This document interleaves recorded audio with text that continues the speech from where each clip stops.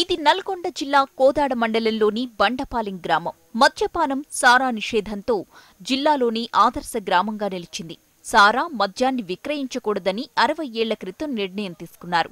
అప్పటి నుంచి గ్రామ కట్టుబాట్లు అమలవుతూనే ఉన్నాయి.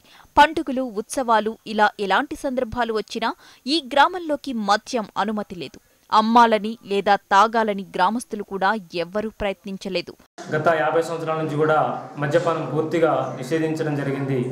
ఆ యొక్క గ్రామస్తులంతా కూడా ఈ యొక్క సారాని ఇక్కడ ఊర్లో కానీ బయట నుంచి కానీ ఎలాంటి రావడానికి అనుమతి లేకుండా వారు ఒక ఒప్పందాన్ని తీర్మానాన్ని చేసుకొని అది పటిష్టంగా అమలు చేస్తున్నందుకు ఈ గ్రామస్తుల్ని మనం ప్రత్యేకంగా అభినందించాల్సిన అవసరం ఉంది.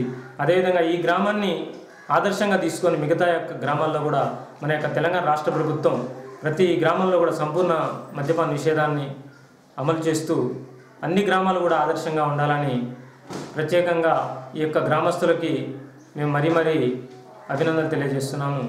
60 ఏళ్ల క్రితం మద్యం సేవించిన వారి మధ్య పెద్ద గొడవ జరిగింది.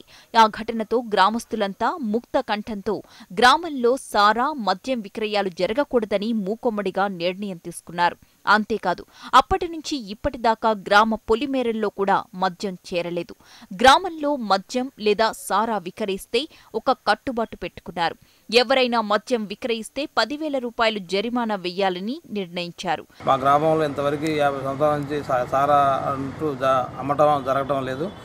అలా కాదని చెప్పి గ్రామ పెద్దల నిర్ణయం తీసుకున్నారు. అలా కాదని ఎవరైనా సారా అమ్మినట్లయితే వారిని పిలిపించి 10,000 రూపాయల జరిమానా విధించాలని గ్రామ నిర్ణయం తీసుకున్నది.